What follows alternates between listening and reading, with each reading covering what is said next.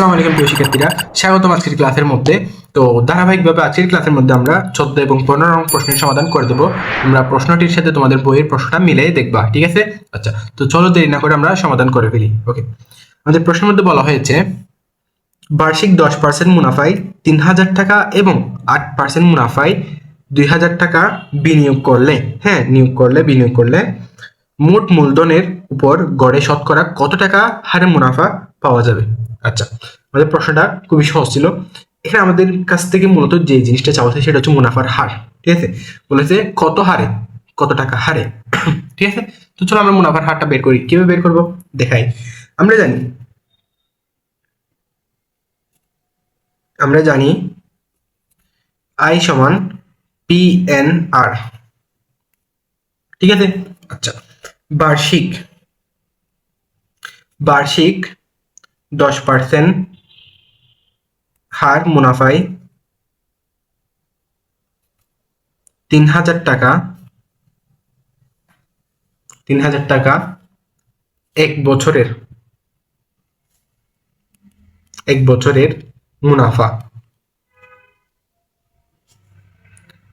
মুনাফা সমান, বসে দাও মানগুলো, 3000 ইন্টু 10/100। বোঝা গেছে এই মানটা কোথা থেকে আনলাম আমি? 10/100।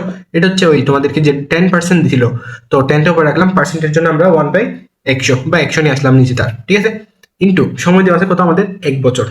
ওকে, হিসাব করো, দুটো শূন্য কেটে দাও, তাহলে আমাদের থাকে 30 ইন্টু 10, তাহলে 300 গুণ করে দিলে আমরা 300 টাকা পাই এখান থেকে। গেল, খুবই সহজ। ওকে, এরপর আবার 8% হার মুনাফায় 2000 টাকা এক বছরের মুনাফা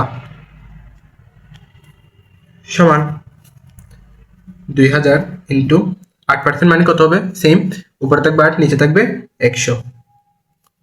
এক বছর, দুটো শূন্য কেটে দাও, 20 আর 8 গুণ করে দিলে আমাদের এখান থেকে 160 টাকা পাও। আচ্ছা, পেয়ে গেলাম আমাদের খুব সুন্দর করে দুটা মান পেয়ে গেলাম আমরা। এরপর আসি, এরপর আমাদের কাজ কি?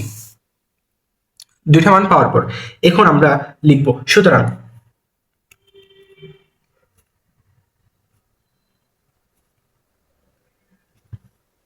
মোট মূলধন P সমান 3000 প্লাস 2000 সমান 5000 টাকা, ঠিক আছে?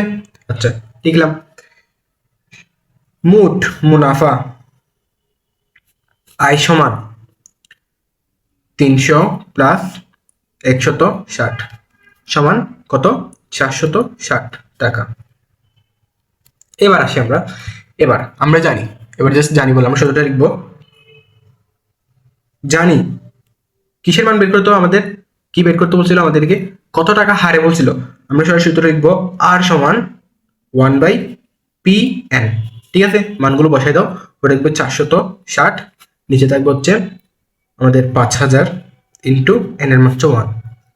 তো এখান থেকে যদি আমরা হিসাব করি, তো আমাদের এখান থেকে আমাদের আনসার আসবে হচ্ছে 9.2%। এটা হচ্ছে আমাদের আনসার, ঠিক আছে? ওকে, এটা শূন্য শূন্য কেটে দিবা, এখানে পার্সেন্টের জন্য আমরা একটা 100 নিয়ে আসবো, ঠিক আছে? জাস্ট ভাগ করবা, কাটাকাটি করবা, তোমরা এখান থেকে জাস্ট মানগুলো চলে আসবে। ওকে, আচ্ছা, এই মানটা চলে আসবে তোমাদের। পরবর্তী কোশ্চেনের মধ্যে যাই। পরবর্তী কোশ্চেনে কি বলছে দেখি। রড্রিক গোমেজ 3 বছরের জন্য 10,000 টাকা এবং 4 বছরের জন্য 15,000 টাকা ব্যাংক থেকে ঋণ নিয়ে মোট 9,900 টাকা মুনাফা দেন। আচ্ছা, উভয় ক্ষেত্রে হার সমান হলে, উভয় ক্ষেত্রে হার সমান বলতে মাথায় রাখি জিনিসটা, ঠিক আছে? মুনাফার হার নির্ণয় করো। আচ্ছা, এটা হচ্ছে আমাদের one of the most important question, যেটা তোমরা সিকিউতে পেতে পারো তোমাদের স্কুলের এক্সামে, ঠিক আছে? আচ্ছা, তো দেখি আমরা আনসার কিভাবে করবো সেটা। 3 বছরের ক্ষেত্রে আমাদের PRN সমান 10,000 ইন্টু 3 ইন্টু আর সমান বলছে, এবং আর আমাদেরকে দেওয়া নাই, ঠিক আছে? এখানে এখানে পি কি বলতো, পি হচ্ছে আমাদের আসল বা মূলধন, সেটা কত 10,000 টাকা, ঠিক না? হ্যাঁ ঠিক। এরপর আসি, এরপর হচ্ছে আমাদের এন বা সময় কত 3 বছর। এরপর আসে আমাদের হার, মুনাফার হার, মুনাফার হার আর সমান আর ধরলাম আমরা, ঠিক আছে ওকে। আবার 4 বছরের জন্য,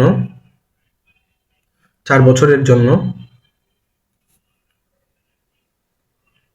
আই সমান পি আর এন, আই সমান পি আর এন সমান 15,000 ইন্টু 4 ইন্টু আর। ও আচ্ছা, আমরা এখান থেকে জাস্ট মানটা যদি বের করি, এটা হচ্ছে আমাদের 30,000 আর এটা হচ্ছে আমাদের কত হবে 60,000 আর, ঠিক আছে ওকে। সেম এখানে, এখানেও পি সমান হবে আমাদের ওই 15,000, এন হবে 4, ঠিক আছে ওকে। এটুকু আশা করি দেখা যাচ্ছে। এরপর আসি আমাদের শেষের মধ্যে, শেষে আমাদেরকে যে কাজগুলো করতে হবে একটু গুরুত্ব দিয়ে দেখি আমরা। সুতরাং সুতরাং 3 বছরের মুনাফা, মুনাফা প্লাস 4 বছরের মুনাফা সমান মোট মুনাফা, মোট মুনাফা আশা করি দেখা যাচ্ছে ওকে। আচ্ছা, এরপর আসি বা, বা লিখলাম আমরা, বা লেখার পর এখানে হচ্ছে আমাদের 30,000 আর প্লাস 60,000 আর সমান 9,900 এত, বা এটা আমরা যদি যোগ করি তাহলে আমাদের 90,000 আর সমান 9,900 আসে। এখান থেকে জাস্ট আমরা কি করবো, আর সমান লিখবো, আর সমান 9,900 উপরে, এটা থাকবে আমাদের নিচে, জাস্ট কাটাকাটি দিলে আমরা এখান থেকে পাবো হচ্ছে, আচ্ছা ইন্টু 100% দিও তোমরা, 100% দিও, করলে আমাদের এখান থেকে আর মান চলে আসবে হচ্ছে 11%। এটা হচ্ছে আনসার, আশা করি বুঝছো। তো লাইক কমেন্ট শেয়ার করবো অবশ্যই। নেক্সট ভিডিওতে তোমাদেরকে পরবর্তী প্রশ্নগুলো সমাধান করে দেওয়া হবে। ততক্ষণ পর্যন্ত ভালো থাকবা, আল্লাহ হাফেজ।